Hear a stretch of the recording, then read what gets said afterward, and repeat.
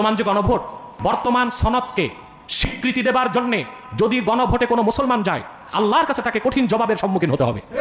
তাহলে এই যে গণভোট, পিয়ার, আগে পরে এখন তখন, এই যে চলতেছে, এই সব কিছুর মূল হচ্ছে নির্বাচনকে পিছানো, বাংলাদেশে অরাজকতা সৃষ্টি করা, বাংলাদেশকে সামরিক শাসনের দিকে নিয়ে যাওয়া, গৃহযুদ্ধের দিকে নিয়ে যাওয়া।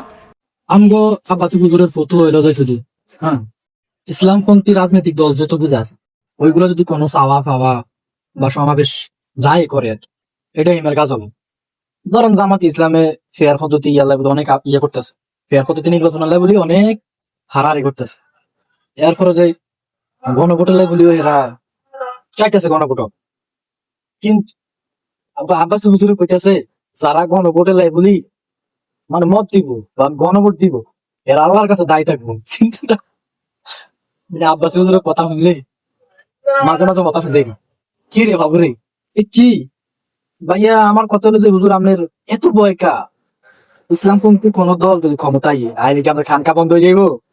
আপনার কি এই যে আপনার খানকা আছে বা ফির মুরদি ব্যবসা এগুলো কি বন্ধ হয়ে যাবে ভাইয়া?